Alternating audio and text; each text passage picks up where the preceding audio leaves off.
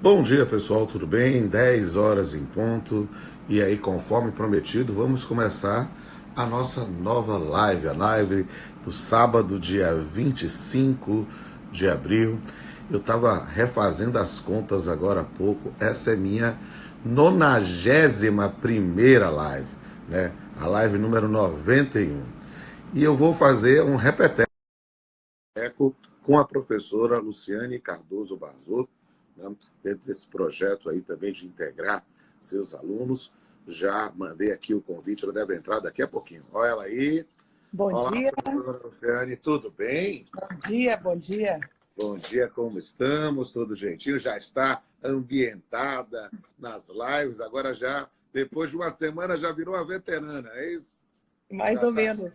já tá Ei, dominando ei, ei, tudo. Rodolfo, ontem eu Hum, fiz uma live com 3 alunos, saindo e hum. entrando.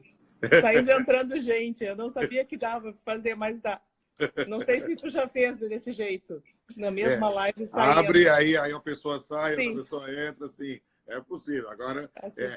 a gente pode fazer isso, mas isso, na verdade, acaba um sucedendo o outro, né? E aí é uma coisa interessante. Mas eu já fiz isso, na verdade, com uma live do SES, que eu fiz, era uma live sozinho, e aí eu ia abrindo no final, prometi, para quem quisesse interagir comigo. Aí quem dava o contato, eu fazia. Aí era uma forma interessante de interagir. É uma coisa Sim, que eu sim. devo repetir também nas lives agora da Faculdade Baiana de Direito e outras do SES, porque é uma forma de interação nesse mundo que a gente está no isolamento presencial, mas nós Sim. estamos, na verdade, nos interagindo cada vez mais de modo virtual. Né? Nós sentimos, claro, falta do contato físico, de verificar, de abraçar, de brincar, mas, na verdade, a gente está utilizando nesse ponto o que a tecnologia nos permite para poder interagir. E aí, nós já estamos aqui num sábado pela manhã, repetindo a dose aqui de uma live contigo, que serve também aí também para os alunos dos diversos cursos que você ministra aula. Dizendo que essa semana foi uma semana muito produtiva em matéria de lives e tempestuosa em matérias políticas, né? Nós tivemos É. aí ontem eu fiz uma live com o Lênin Streck aí também do Rio Grande do Eu Sul. vi. É. Exato, foi muito legal, quase 3.000 pessoas participaram, né? E a gente dizia, olha, a gente não consegue ficar quieto nessa pandemia, porque o Brasil realmente é diferenciado, não, nem para o bem nem para o mal, né?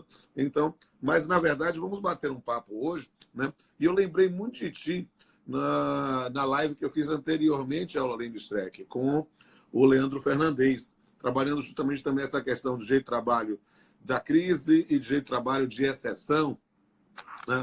Justamente porque a gente debateu a existência hoje, né, no âmbito da OIT, né, de um manual, um link próprio. Eu botei inclusive esse link nos comentários da postagem de divulgação dessa live contigo, né, é que a OIT tem coletado as legislações nacionais de seus membros Uhum. sobre a questão do coronavírus. Né? E como eu ainda vou dar aula nos meus alunos da graduação no final do semestre ainda, daqui a umas 3 semanas, com essas aulas remotas na universidade particular tem rendido muito mais até do que a aula presencial, porque é conteúdo, conteúdo, conteúdo, conteúdo, né? Então eu vou dar aula de Direito Internacional do Trabalho, acho que eu vou indicar como não é leitura complementar, mas como visualização complementar essa nossa live. Por quê? Porque Uhum. aí sim, já falei o suficiente para o pessoal entrar e ver que estamos ao vivo, né? Qual o tema da nossa live? OIT e coronavírus, né? E aí eu passo a palavra para ti, justamente para a gente poder começar aí já dando um bom dia para todos e todas nessa oportunidade, enquanto eu boto aqui o tema da live nos comentários, fixando o comentário. A palavra é sua, querida. Então, bom dia a todos. Muito obrigada, então, por esse bate-papo aí de novo. E eu fico, assim, preocupada um pouco com a situação digamos, tanto da pandemia, né? É uma tristeza o que tem ocorrido e a gente fica chateado, mas, como eu digo para os alunos, a gente tem que transformar alguma coisa que não está bem em alguma coisa produtiva. Então, vamos pensar sobre. né? Fazer do limão uma limonada ou, quem sabe, uma caipirinha. Isso aí. Então, assim, ó, o que me leva a pensar assim, existe... A gente falava tanto ano passado, se começou a falar um tempo para cá, que o mundo do trabalho vai mudar por causa da tecnologia e estudos do futuro do trabalho. E me vem à mente o seguinte, parece que esse futuro foi antecipado, de certa forma, com a pandemia, porque nós estamos assistindo uma nova alteração social, econômica, produtiva, e não temos resposta ainda de como é que vai se dar esse mundo posterior à pandemia. E como é que ele já está sendo uma transformação total, na medida que aquilo que era exceção, que era o teletrabalho, passou a ser, digamos assim, para uma grande parte da população, passou a ser a regra. E o não trabalho de muitos, então assim, o terror do desemprego se aproxima para aqueles que já não tinham condições, e para os subempregados a situação também piora. Então, assim, a situação não é boa. Mas a gente tem que lembrar que a OIT nasceu, né, em tempos de guerra também. Então, nós estamos vivendo, alguns comentam, tempo de guerra, estado de exceção, não, mas estado de calamidade pública, estado que tem algumas suspensões de alguns direitos fundamentais, de ir e vir, de associação, enfim, a gente tem várias limitações nesse período de confinamento, mas a OIT nasceu justamente para dar uma resposta num período assim que também a humanidade vivia uma situação trágica do ponto de vista econômico, social e existencial.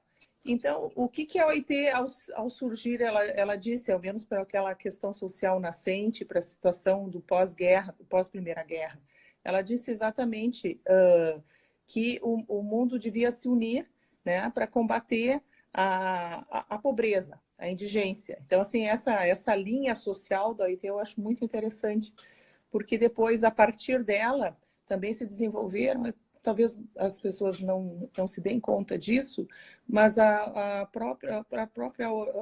organizações internacionais surgiram a partir da OIT. Então, a OMS mesmo surgiu através da ideia de que esses trabalhadores, a população civil, os cidadãos tinham que ter saúde. Então, a OIT ela foi um grande ponto de irradiação de direitos humanos e em cooperação com a ONU. Então, essa é uma parte da história da OIT que nos cabe lembrar, né, professor? Então, eu acho interessante também o que diz a Constituição da OIT. Então, se me permite, assim, se o senhor quiser, né, eu vou continuando. Vá.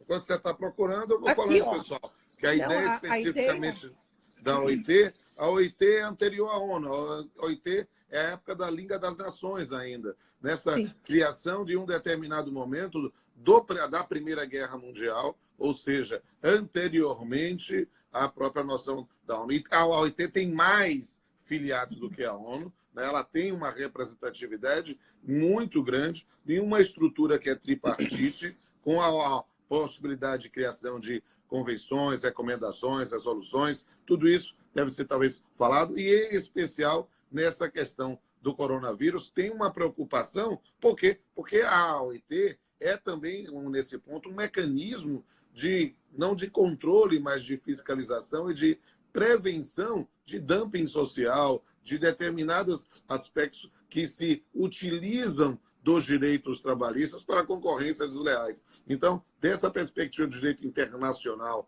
notadamente do direito internacional do trabalho, nós temos um papel relevantíssimo sobre esse tema. Professora, continue. Não, então, assim, a ideia da justiça social ela é extremamente relevante, porque a OIT nasce desse tripé do diálogo, ou seja, da participação de empregados, empregadores e o governo. E se a gente for observar a inflação legislativa que a gente teve nos últimos 20 dias, a gente tem a participação dos empregados, o que eles podem fazer, qual é o dever do empregador e qual é o dever do Estado. Tá? A esse tripartismo, a OIT chama de justiça social, que, lembrando, dentro da ideia clássica de justiça, a gente tem a justiça comutativa entre iguais, não cabe, porque a gente precisa de um Estado que proteja. Temos a ideia da justiça distributiva, que é só o Estado, mas a gente precisa também a participação dos particulares, e temos a ideia da justiça social, que é justamente distribuir esses deveres e essa participação entre todos. Portanto, as normas da OIT, elas são criadas nesse ambiente democrático de discussão. E se elas estão maduras o suficiente, elas viram convenções. Então, atualmente, a gente tem mais de 190, estamos com 190 convenções, e temos as recomendações, que são aquelas matérias que ainda não estão maduras, para se tornar uma convenção, que os estados ainda não estão certos de qual seria a medida maior a ser tomada. Porque, vejam bem, para adotar uma convenção internacional, eu precisaria que ela fosse universal o suficiente, flexível para as legislações domésticas adotarem e que ela tivesse uma viabilidade prática. Também elas são normas mínimas, ou seja, elas têm que assentar direitos que podem ser melhorados nas legislações internas e não piorado. Alguém já fez a pergunta da proteção social. Então, a OIT sempre visa a melhoria da condição social do trabalhador. Portanto, mas num âmbito universal. Portanto, nós podemos até, fazendo um link com o direito internacional do trabalho, com as bases contemporâneas do direito constitucional, que a OIT, na verdade, talvez seja o maior repositório para uma compreensão do que seja uma vedação ou retrocesso social, né? Porque justamente nesse campo de estabelecer quais são os patamares civilizatórios adequados, né, para as relações de trabalho. Tá, nesse sentido, então, Pamplona, já que tu deixou a deixa, ela realmente coloca, ela não elege todas essas 190 normas com patamares mínimos civilizatórios. Ela diz que existe um core labor, ou seja, um centro duro de direitos que devem ser respeitados. E ela diz isso muito claramente na Declaração dos Direitos Humanos e Trabalho, Direitos Fundamentais e Humanos no Trabalho, de 1998. Então, ela elenca ali 8 convenções que são prioritárias, mas ela agrupa essas convenções. São convenções sobre liberdade, convenções sobre igualdade, convenções sobre término do trabalho escravo e término do trabalho infantil. Então, essas são as convenções prioritárias do OIT, ou seja, a convenção, digamos, do 87 e 98 sobre liberdade sindical, a convenção 132 e 182, 138 e 182 sobre trabalho infantil, a convenção também 100 e 111 sobre não discriminação no mundo do trabalho, e ainda convenção, então, trabalho infantil, a questão do trabalho escravo, que seria a convenção 29 e a convenção 105. E dessas 8 convenções consideradas fundamentais pelo OIT, quais o Brasil ratificou? Olha, só falta a convenção 87, mas a gente tem um problema político, que é justamente a da liberdade sindical. E não dá para ratificar por causa da unicidade estabelecida na Constituição.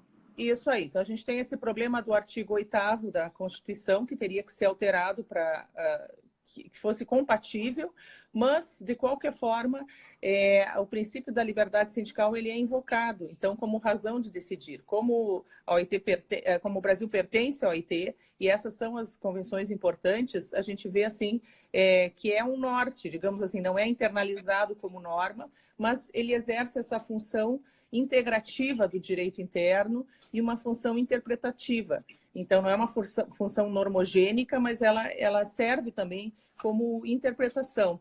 Tá? Então, a gente tem esse problema, mas a negociação coletiva foi uma convenção que o Brasil ratificou e ela é absolutamente importante, especialmente nesse tempo de pandemia e de diálogo social. Mas, Pamplona, eu quero voltar um pouquinho, porque é o seguinte, a gente tem uma determinação específica da OIT, que nasceu, digamos assim, a OIT foi atualizando a sua Constituição. Então, nós temos a Constituição inicial, ela começa assim, eu só gostaria de pedir para dar uma lida, que diz assim: considerando-se que a paz, para ser universal e duradoura, deve se assentar sobre a justiça social. Então, veja bem, ela fala em paz e justiça social, que é o objetivo dela. Nesse momento pandêmico, a gente tem justamente tendências de ter um estado de calamidade que altera os ânimos e a paz dos cidadãos, dos trabalhadores. Então, a OIT ela renova essa questão da paz, de novo, com a Declaração de Filadélfia, logo depois da Segunda Guerra. E ela vai, então, dizer, nesse sentido, que retomo os meus princípios, dizendo ainda mais que o trabalho não é uma mercadoria, que a liberdade de expressão e associação são importantes para o progresso contínuo, que a pobreza em qualquer lugar constitui perigo para a prosperidade de todos. Então, essa é a famosa Declaração de Filadélfia, e que a guerra contra a necessidade deve prosseguir dentro de cada nação, por esforço contínuo e concreto, na qual os representantes de empregados, colaborando com os representantes do governo, participem de discussões livres, de caráter democrático, a fim de estabelecer o bem-estar comum. Então, a Declaração de Filadélfia faz essa chamada, de novo, para a paz, e nós temos, em seguida, uma recomendação, que é a 71, que é a recomendação para períodos de calamidades, de crise, que agora foi renovada em 2017. Então, essa recomendação da OIT, ela chama a paz e a resiliência. E ela dá alguns conceitos do que a gente está vivendo nesse momento. Então, essa recomendação, ela se torna importante na medida que, rapidamente, nós tivemos que fazer um uso dela. E aqui ela traz o conceito. Ela diz o seguinte, que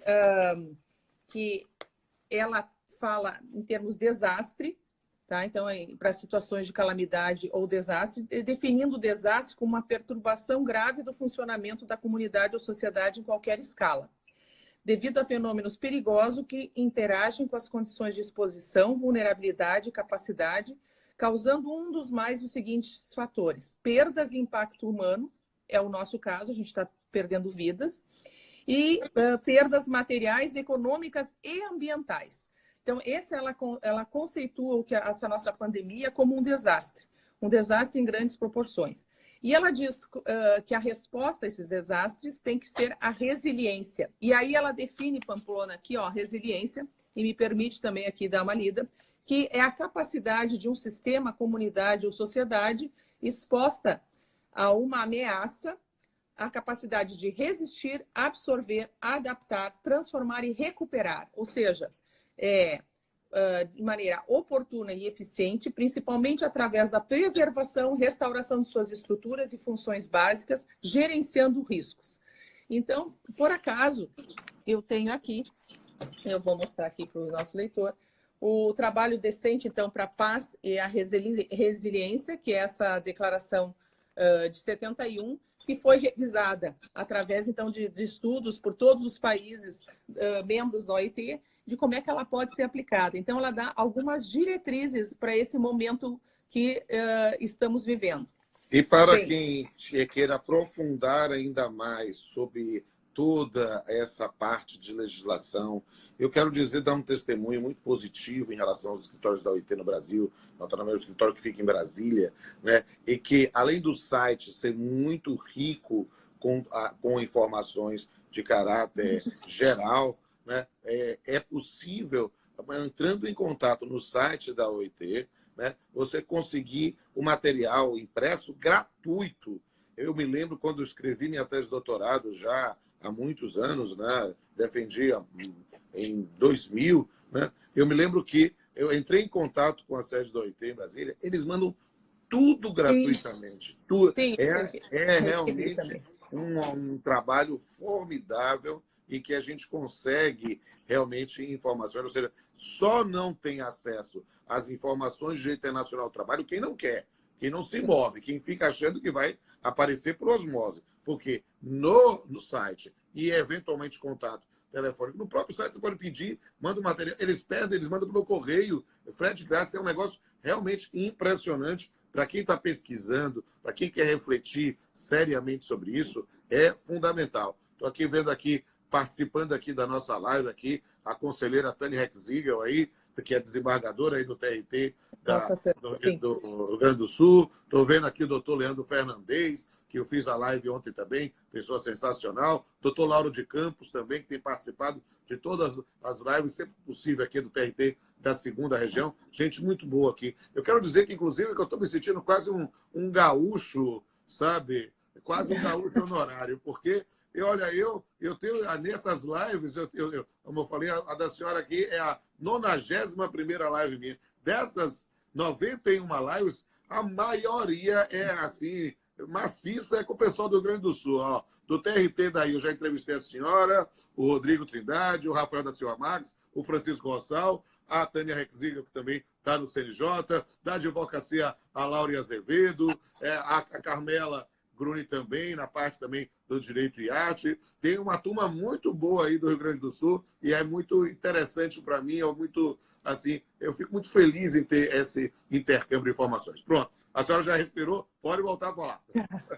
Não, então, Pamplona, eu acho que é importante a gente dar uma olhadinha, assim, que qual é a preocupação da OIT? Os mais vulneráveis nesse momento. E a gente vai pensar, o nosso governo respondeu, de certa forma, para os mais vulneráveis? Sim. Poderia ser uma outra resposta? Talvez poderia. Mas, assim, o que se vê que os países estão adotando são algumas medidas, tá, que são comuns. Por exemplo, a questão de considerar direto, enviar direto a pessoa para um sistema de seguridade, né? Essas pessoas que foram para casa. Isso, às vezes, pode sobrecarregar demais o país, mas alguns países adotaram isso, ou considerar mesmo a contaminação como doença ocupacional ou não. Nós temos a ideia já na nossa legislação infraconstitucional que não é pandemia. E a OIT respeita isso. Por quê? Porque ela respeita a soberania de cada país e a necessidade de a necessidade de adotar também conforme o grau de desenvolvimento econômico e social. Então, há esse cuidado. Então, não significa que todos os países têm que ter a mesma solução. Mas ela está preocupada, então, estava voltando um pouco à resolução 205, ela está preocupada, então, com os mais vulneráveis. E os mais vulneráveis, nesse caso, então, vai ter um grupo que vai ser mais impactado, que são justamente os que não estão protegidos. Então, se a gente for pensar, a nossa MP, que cria o Corona Voucher para os autônomos, para os informais, está dentro, ampliando esse guarda-chuva protetivo, que é uma orientação da OIT nesse momento. Então, ela traz eu vou continuar um pouco nessa linha, a resolução ela traz algumas abordagens estratégicas, que são orientações para os países adotarem nas suas legislações, que são elas: a estabilização dos meios de subsistência e renda. O que eu achei interessante, Pamplona, aqui, a ideia de renda que a OIT usa frequentemente, que a gente não usa no nosso direito do trabalho interno, porque a gente fica mais com o conceito de salário, de remuneração. O conceito de renda, veja bem, é um conceito mais econômico e do ponto de vista tributário, porque renda significa qualquer aporte patrimonial que uma pessoa tenha.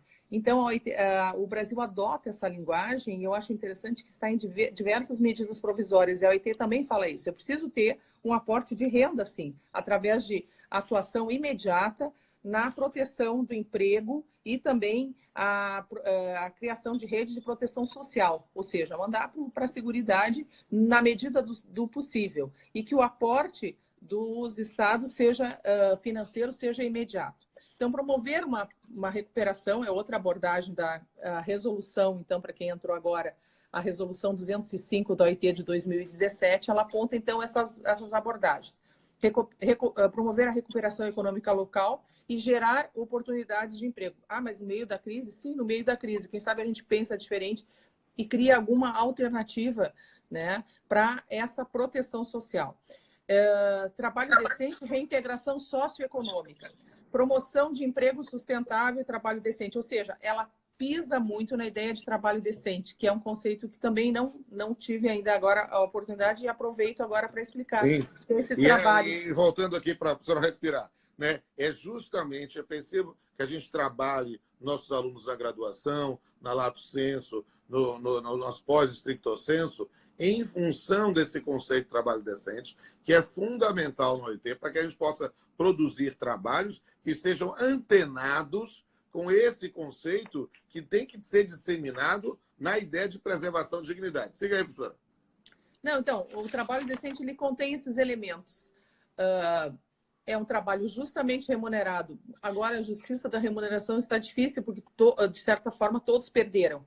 Mas perceba, acho que isso é uma linha interessante quando a gente faz uma construção ou uma análise propriamente das medidas governamentais independentemente de colorações políticas, de paixões partidárias, desses conflitos dicotômicos que temos vivido nos últimos anos no Brasil, né, e mais agravados ainda pelos acontecimentos de ontem. Mas o que é que a gente precisa, pelo menos, identificar ou reconhecer? Toda essa profusão de normas, discutam-se constitucionalidades, inconstitucionalidades, adequações, pontos que se precisa aperfeiçoar, mas todas elas vieram numa ideia de preservação de postos de trabalho e de renda, deste conceito econômico que é importante para a movimentação da economia. Ou seja, no 927, nós tínhamos lá medidas unilaterais estabelecidas pelo empregador, sem violação ao artigo 468, mas com a ideia de sem prejuízo econômico direto ao empregado, talvez apenas com diferimento de pagamentos, notadamente das férias, né? Mas a própria noção dos bancos de horas, com a ideia de pagamento da hora especificamente. E aí o que é que acontece? Na 936, com toda a discussão sobre constitucionalidade e inconstitucionalidade, a ideia de redução de jornada de trabalho e redução de salário, vamos pensar logo no tema na frente, na redução da remuneração, ou mesmo da suspensão do contrato, acompanhado, né, pelo benefício, que a gente chamou inicialmente de BEPER, mas que o governo, no decreto que publicou ontem, agora é bem, né? É o benefício emergencial, que é justamente na ideia de amenização para garantia de uma renda mínima. E essa é a lógica do sistema. Perceba que, nesse momento de pandemia, de direito do trabalho da crise, de normas de crise ou de exceção, como eu trabalhei ontem com o Leandro e com o Lênin Streck, nessa discussão se é hipótese aceitável ou não a excepcionalidade de regras, inclusive constitucionais, mas a ideia é de que não faz sentido estabelecer nenhuma norma que fulmine a renda como um todo. Por quê? Porque isso é dar um tiro no pé. Isso é literalmente destruir a economia. E essa que deve ser a lógica. As pessoas têm uma resistência, muitas vezes de fundo ideológico, a fazer análise econômica do direito, acha que Richard Posner tem que queimar no inferno, alguma coisa assim. Mas, na verdade, é preciso entender o aspecto econômico. Por quê? Porque se o indivíduo ficar só e somente só na sua zona de conforto, no seu lugar de fala, querendo resolver tudo com o direito, ele não vai resolver nada. Ele precisa ter essa perspectiva ampla de tutela pelo direito, mas na preservação da economia, das relações de trabalho, da dignidade, a própria noção do sistema de previdência social, do sistema de fixação de rendas mínimas, justamente nessa ideia, para poder sobreviver. Essa é a lógica. Eu estou sempre dando uns pitacos para a senhora respirar e poder falar. Sim. Então, assim, veja bem, e depois a gente tem que pensar que isso vai passar. Então, assim, por exemplo, a ideia temporária, é muito importante. Porque o que é mais importante, um dos pontos fundamentais aí da live com o Leandro ontem, que estou vendo que ele está participando aqui também, é perceber. Não se pode retroceder em matéria de direitos sociais quando se fala de um retorno pós-pandemia. Volta-se tudo ao status quo ante, do ponto de vista jurídico, porque preservar as garantias em função de uma situação histórica, mas nesse ponto excepcional, é fundamental. Negociar aspectos da nossa cidadania, de direitos fundamentais, no pós-pandemia, é o caos. Bom, e outra coisa, a jurisprudência de crise, então, ela tem que ser vista também nesse aspecto temporal. Para esse momento, espera-se que isso não se assente, né? Que uma jurisprudência, digamos, menos protetiva não se assente num período posterior. Então, assim, as próprias MPs dizem, durante o estado de pandemia, parece um mantra, por exemplo, na 927 se vê sempre, durante o estado pandêmico, durante o período de calamidade pública. Eu acho que esse mantra tem que ser um mantra mesmo. Tem que ser repetido o tempo todo para que as pessoas não esqueçam. Porque não há limites para a criatividade humana em matéria, para o bem ou para o mal, e em matéria de subversão de direitos. A gente precisa dizer isso, por quê? Porque quando passar, e tudo vai passar, quando passar esse momento pandêmico, nós precisamos efetivamente lutar, gritar, bradar para que não se retroceda um único passo. Sim, mas de qualquer forma, Pamplona, alguma coisa vai mudar, porque a gente vê, por exemplo, o uso dos meios telemáticos, o uso da tecnologia, como tu está dizendo mesmo, para o bem e para o mal, mas muito mais para o bem, né? Então a gente verifica assim, o quanto a tecnologia poderá ser utilizada para o bem, quanto a criatividade humana também pode, no exercício do trabalho humano, se pode verificar essa possibilidade. Por exemplo, a localização de pessoas através de sistemas tecnológicos, a própria inclusão digital, por exemplo, essas pessoas que estavam na informalidade, agora elas têm um certo registro, então o Estado tem como saber qual é o grau de informalidade para adotar depois uma política pública adequada. Então, algum bem desse mal se retira. Não estou negando que seja um mal, mas estou dizendo que ele vai passar e que algum bem provavelmente possa se tirar. E em termos de direito, a ideia é se avançar no direito a partir dessa nova percepção da realidade. Então, voltando um pouco aqui à questão da OIT, a gente tem assim essa linha protetiva muito forte, né? Através, então, da ideia de trabalho decente. Eu estava explicando trabalho decente, a gente parou no primeiro ponto, que é a justa remuneração. E a justa remuneração aqui é substituída por justa renda. Justa não é a melhor possível, mas não é a melhor possível do ponto de vista individual, mas a que dá maior cobertura social do coletivo. Então, portanto, é uma proteção justamente àqueles mais vulneráveis, que a OIT fala aqui, ó, quem são?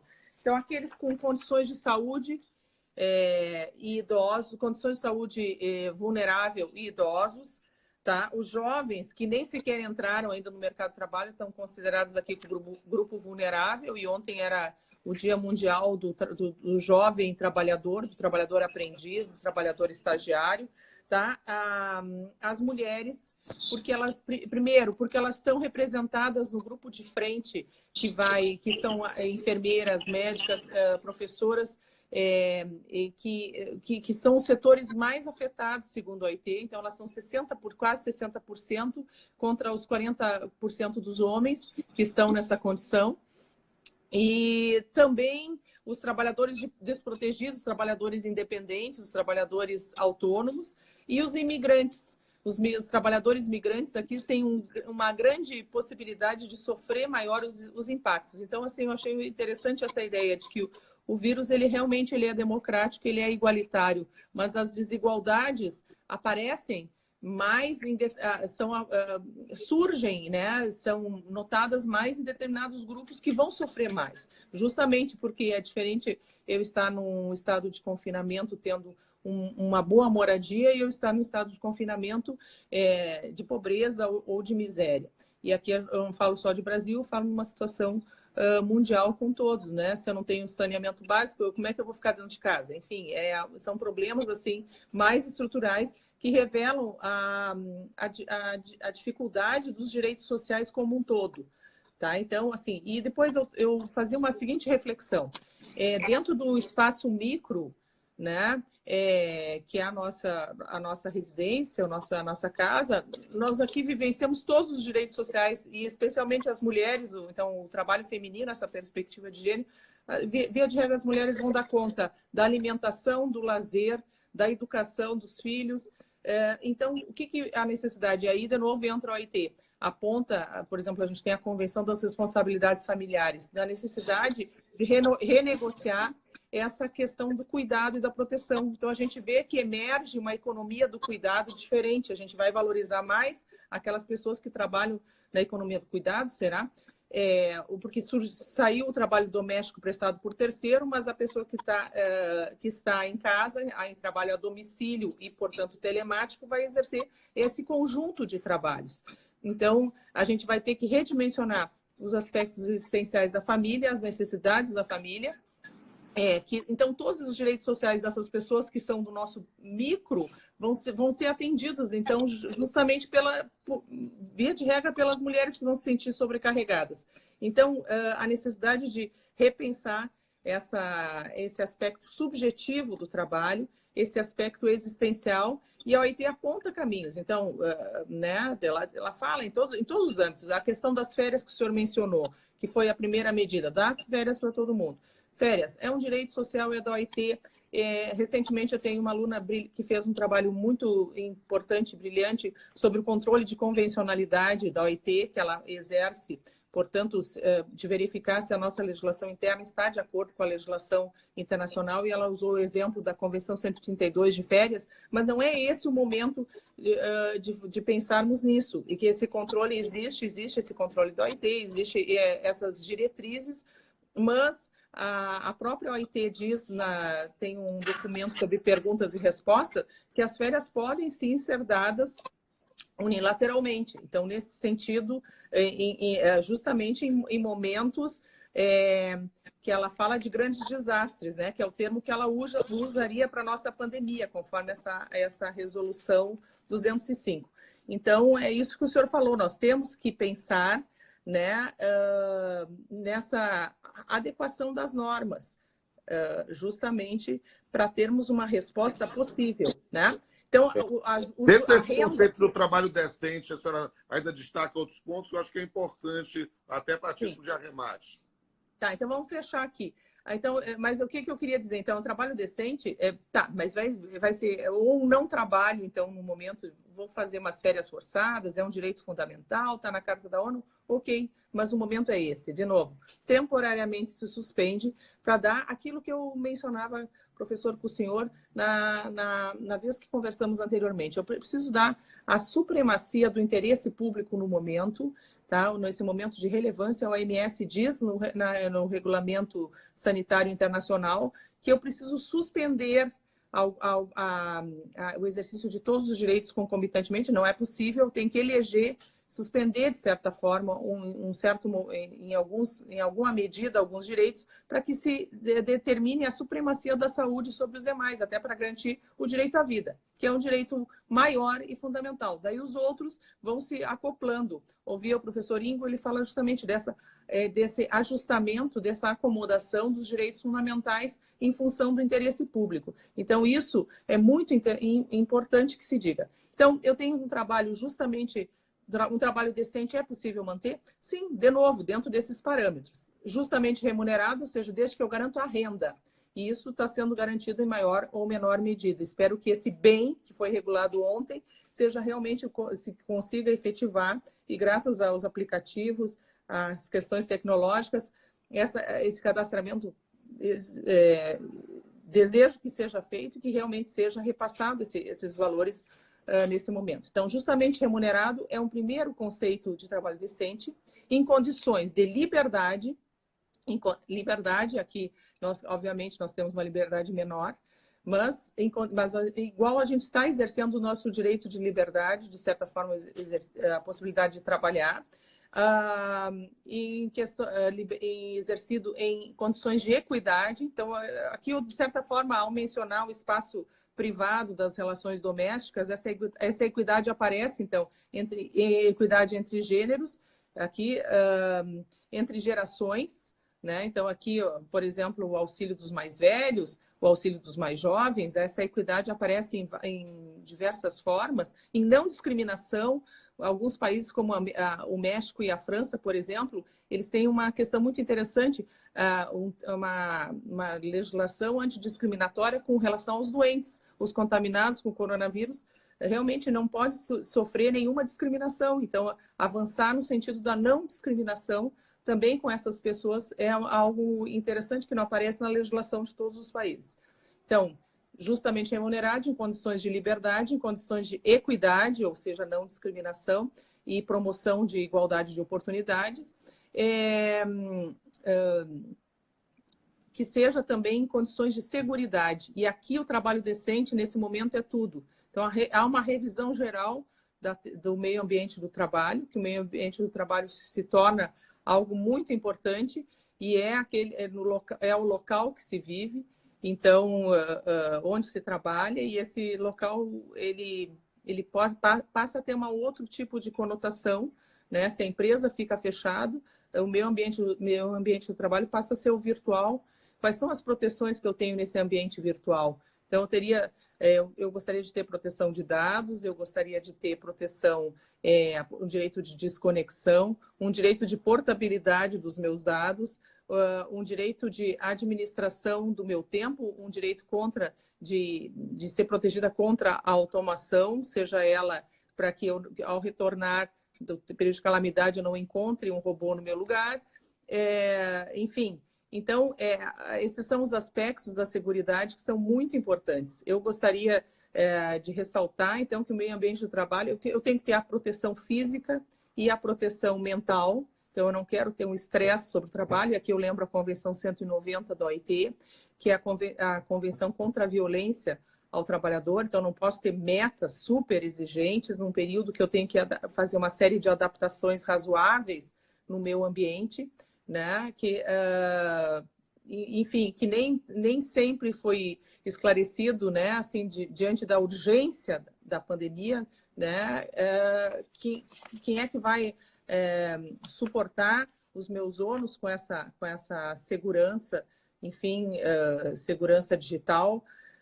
Então, a seguridade, aqui em condições de seguridade, ela amplia um leque, não é só a seguridade social, mas é a segurança do meio ambiente do trabalho como um todo, tá? A proteção do meio ambiente em geral, do meio ambiente virtual, porque eu estou exercendo um trabalho digital.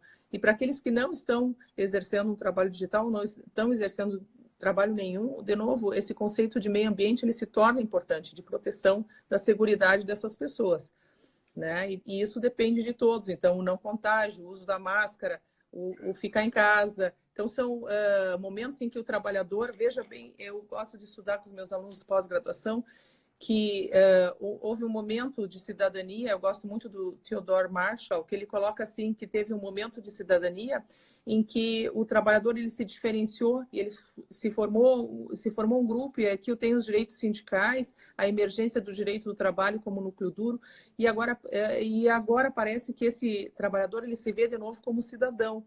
Então, parece um retorno à cidadania ampliada, né? Não perdendo a sua característica de trabalhador, mas ele está inserido nesse movimento do todo, de ser, então, protegido, ter a sua seguridade protegida como um todo e ser também alguém que é capaz de responder.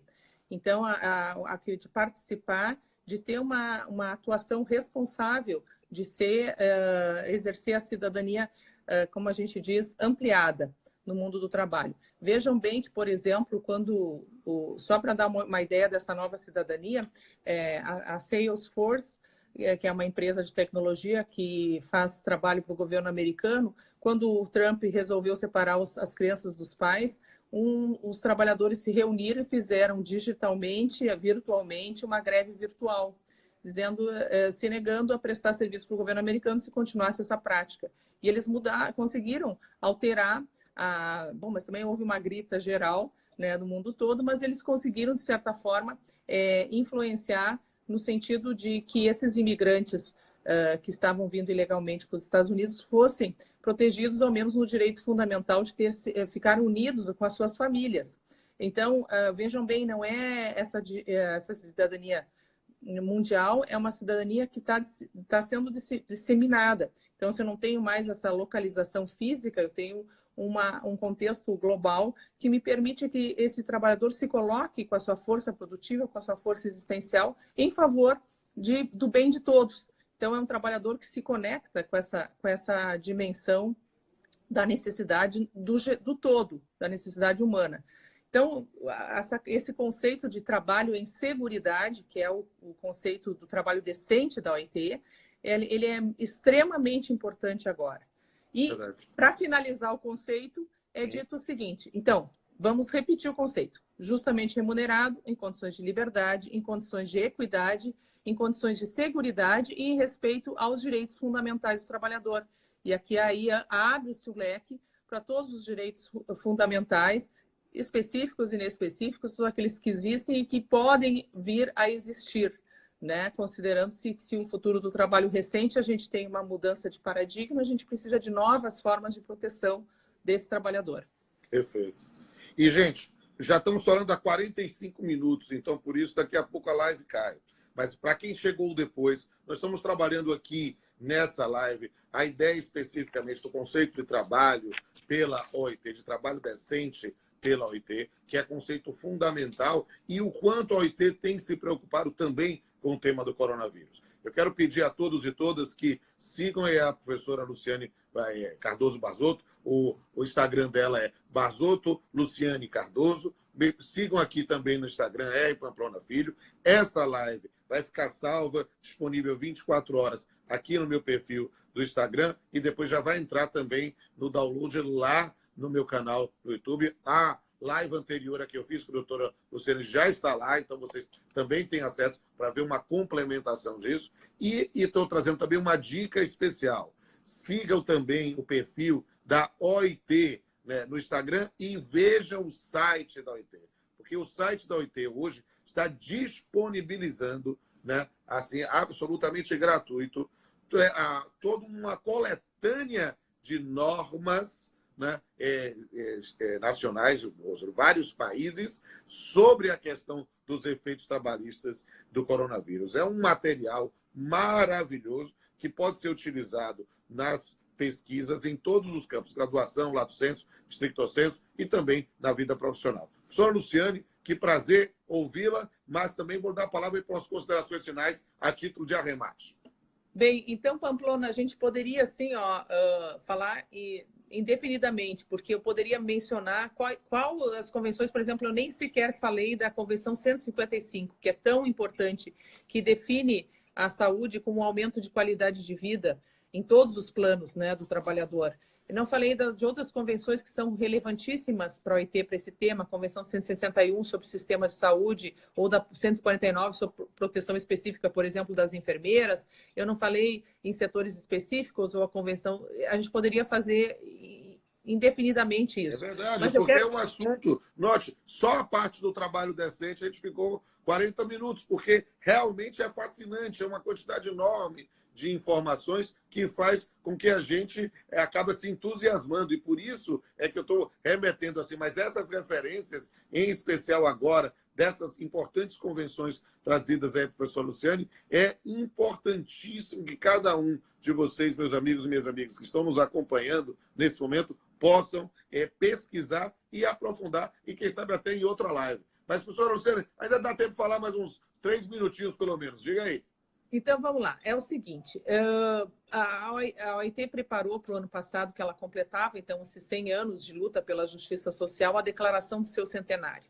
Para preparar, ela fez diversos documentos, elaborou diversos documentos. Entre eles, eu digo, o trabalho, eu digo, em qualquer tempo, em qualquer lugar, tá? Que seria um documento que mostra o problema dos tempos de trabalho e nessas condições digitais que a gente vive, que é um documento que eu acho importante, e o documento sobre o futuro do trabalho também. Mas esses documentos levaram a OIT a 3 conclusões básicas. Primeiro, que o ser humano tem que ser o centro da proteção, e aí, de novo, isso tem tudo a ver com o momento que a gente vive. Nós vivemos o tempo da proteção da vida do trabalhador, então, assim, não é específica, a vida é maior do que o direito nesse momento, nós passamos a vida na frente, vida do trabalhador, através da sua proteção social, sim, mas é a vida. A saúde, né, passa a ser relevantíssima, e então o ser humano continua com essa centralidade. Então, a centralidade não é da máquina, não é da produtividade, não é da economia, mas sim é a centralidade do ser humano. Então, a dignidade do ser humano no trabalho foi declarada o ano passado, e em função disso, a OIT diz: para isto, eu tenho que aumentar o investimento nas capacidades, portanto, formação contínua, que é o que a gente está tendo forçadamente. Eu estou aprendendo a fazer lives, né?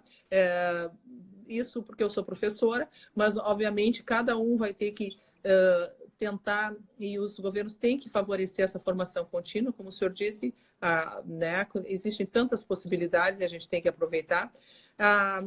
Investimento nas instituições do trabalho, que protegem o trabalho. Então, assim, longe de dizer que a justiça do trabalho não é importante, porque estamos num momento pandêmico, nós temos que valorizar nossa instituição,